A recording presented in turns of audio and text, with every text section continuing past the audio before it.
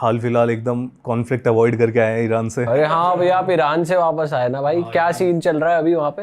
भाई अभी तो आप देख ही रहे हो कि इसराइल ने क्या धमाका मचा रखा है वहाँ पे।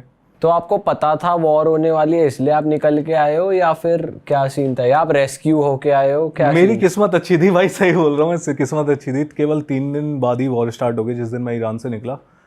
9 चीज़ें वहाँ पे नॉर्मल दिख रही थी। मेरे ख्याल से किसी को आइडिया नहीं था ऐसा कुछ होने वाला है, और सडनली ऐसा हो गया। पर उस टाइम पे कुछ चल रही थी वार्निंग्स वगैरह, कुछ पता था वहाँ के लोगों को भी हो यार सकता कुछ है तो लाइक मेरे को ऐसे सड़क पे तो दिखाई दे रहे थे, लाइक कुछ पुलिस वाले कुछ कुछ जगहों पे कुछ, क्योंकि ईरान एक ऐसी कंट्री है जो ऑलवेज ऐसा डेंजर में रहती है थोड़ी सी।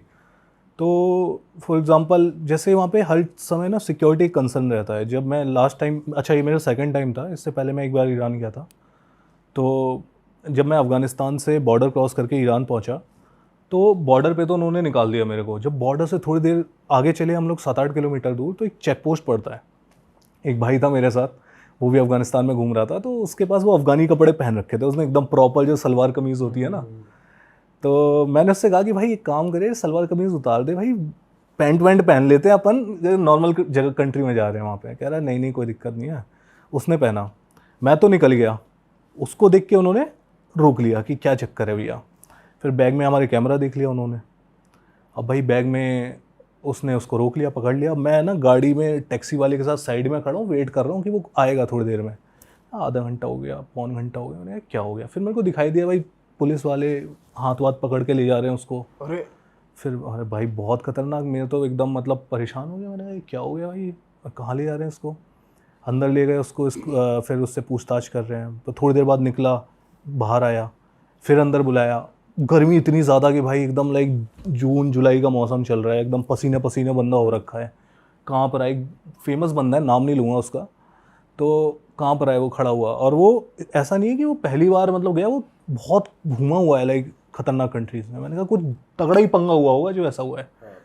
फिर थोड़ी देर बाद वो आया गाड़ी के पास, कहता है इसका बैग कौन सा है? कहता है ये बैग है।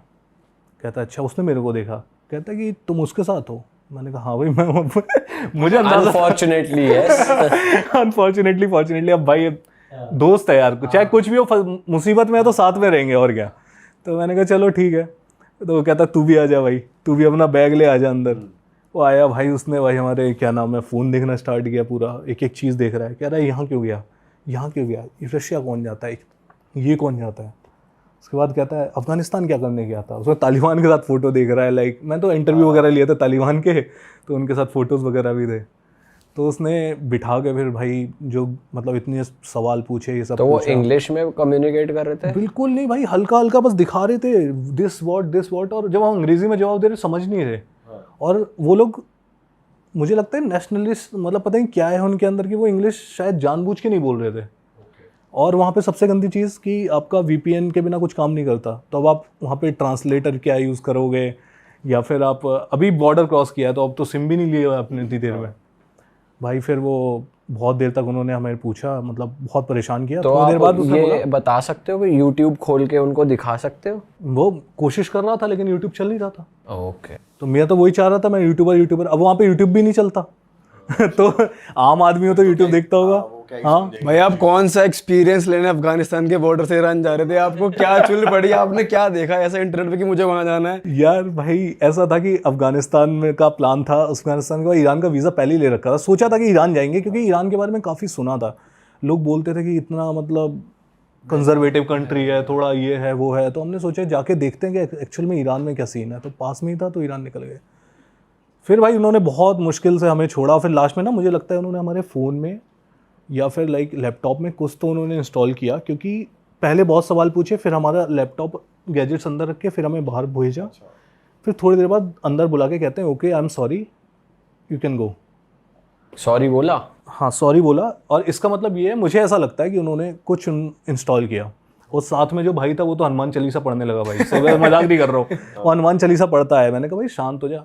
कहता अब तो गया भाई ईरान में। मैंने कहा कुछ नहीं हो रहा भाई, हम कुछ गलत थोड़ी ना कर रहे हैं। तो ईरान जो है क्या नाम है, मेरा कहने का मतलब ये था कि सिक्योरिटी वहाँ पे हमेशा से ही हाई रहती है। तो ये हम बता नहीं सकते कि एक्चुअल में ये सिक्योरिटी किसी स्पेशल वे की वजह से या फिर नॉर्मली है, मतलब और भाई जैसे बात हो रही थी कि आप हॉटेस्ट जगह गए हो, तो उसके बारे में बताओ भाई, कैसा था वहाँ पे, कैसा रहता है वहाँ पे रहना, और वहाँ के लोग कैसे रहते हैं वहाँ पर, क्योंकि बहुत मुश्किल है इतने हाई टेम्परेचर में रहना? भाई हमारे गरुड़ पुराण में संस्कृत में कुछ लिखा, उसका हिंदी में मतलब ये होता है कि पाताल लोक के अंदर हमारा जो है ना नरक होता है, ठीक है, वहाँ से फाउल स्मेल आती है, मतलब बदबू आती है, और वहाँ पे लावा होते हैं जलते हुए। भाई ये पाताल लोक ही था मेरे लिए। मैंने ऐसी चीज़ देखी नहीं ज़िंदगी में। मतलब जब मैं वहाँ पे गया तो वहाँ पे क्या क्या है आप कहाँ देखो। पर है ये, एक बार जो व्यूअर्स है जब आप अफ्रीका में जाते हो तो अफ्रीका में इथोपिया करके एक कंट्री है, और इथोपिया के अंदर एक जगह है अफार डेजर्ट, और अफार डेजर्ट के अंदर ये दानाकिल डिप्रेशन करके जगह पड़ती है। अपने सी लेवल के ऊपर तो ज़्यादातर चीज़ें होती हैं, लाइक माउंटेन होते हैं, सी लेवल पे होते हैं। ये जगह इस सी लेवल से 125 मीटर नीचे है। 125 मीटर 125 मीटर नीचे है। तो इसे लैंड का डीपेस्ट पॉइंट बोल सकते हैं। हाँ, deepest point, one of the deepest point on earth. तो इस चक्कर में टेम्परेचर लाइक भाई 50 डिग्री से ऊपर कॉन्स्टेंटली रहता है, कोई भी चीज़ उगती नहीं है, ठीक है।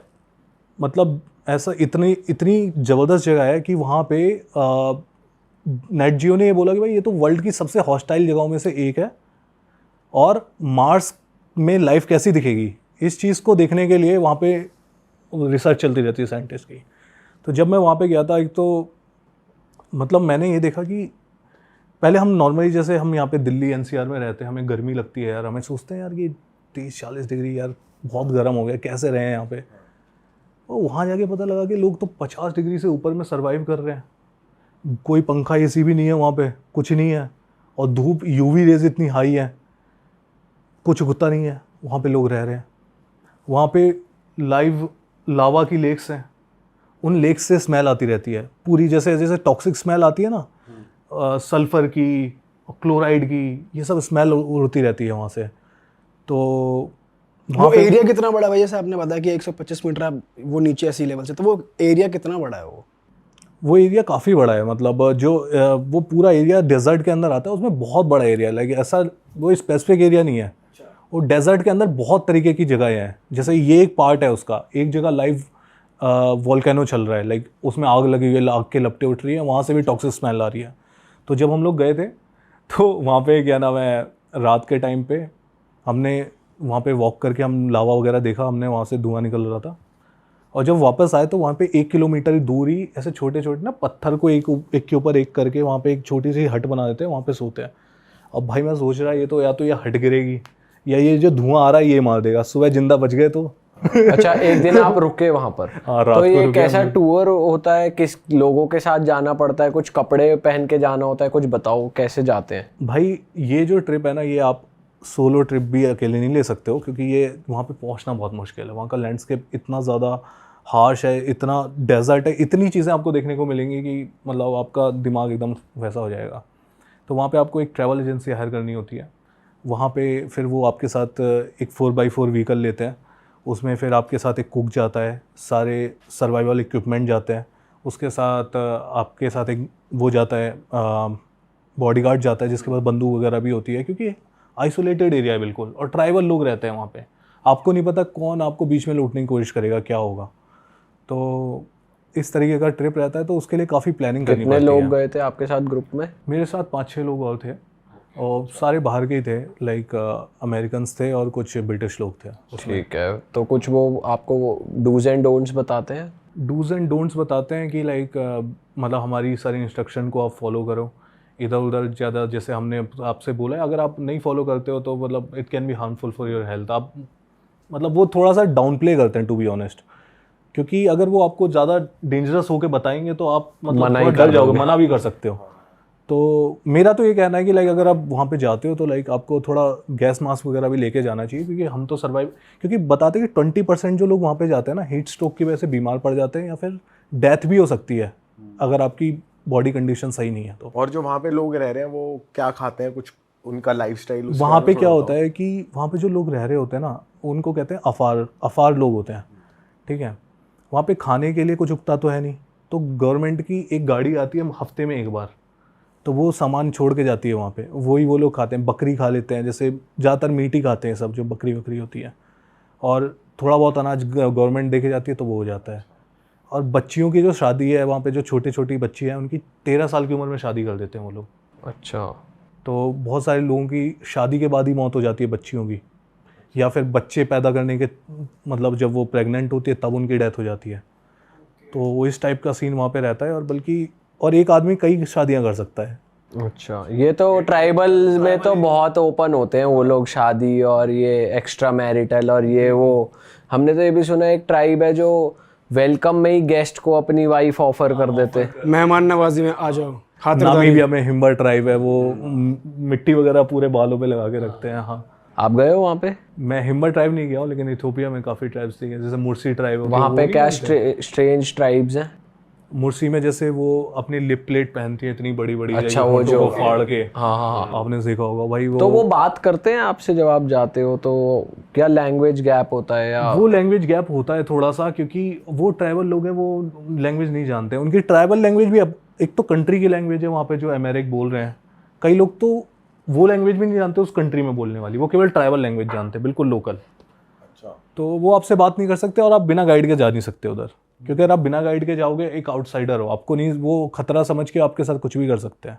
हाँ, करेक्ट। आप सड़क पे जाओगे ना, वो लोग नंगे घूम रहे होते हैं ऐसे, बंद वो लेके, लाइक स्टिक ले लेके, और लंबे चौड़े होते हैं भाई, पता चला कर दिया काम, वहीं खड़े हो गए उन्होंने। तो भाई जैसे आप इतनी एक्सट्रीम जगह गए, तो आपके उसके बाद जब आप वापस आए वहाँ पे देखे आपने वैसे लोग, तो आपका कुछ पर्सपेक्टिव बदला लाइफ को लेकर, या बिल्कुल कुछ बदला यार। क्या लेकर आए आप वहाँ से अपने मेरे साथ? को ऐसा लगा कि ह्यूमन लाइफ में हम लोग सोचते हैं कि हम लोग मतलब परेशान होते हैं छोटी छोटी चीज़ों पे, भाई इतनी गर्मी हो गई यार, नहीं एसी के बिना काम नहीं चल रहा, ये नहीं हो रहा, वो नहीं हो रहा। भाई वहाँ देखो यार, लोग +50 डिग्री कांस्टेंट में सर्वाइव कर रहे हैं, विदाउट एसी, विदाउट वो, मतलब इतनी सारी कमी है वहाँ पे। तो मेरे को ऐसा लगता है कि ह्यूमंस जो है ना, हम बहुत रेजिलेंट होते हैं, हमारे अंदर बहुत ताकत होती है, बस हमें ना अपने कंफर्ट जोन से बाहर जाने की देर है। जब हम वहाँ जाते हैं तब हमें रियलाइज़ होता है कि हम तो ये भी कर सकते हैं भाई, हम तो ये भी कर सकते हैं। हमें लगता है हम ये नहीं कर सकते, बट जब उस सिचुएशन में आते हैं तब रियलाइज़ होता है।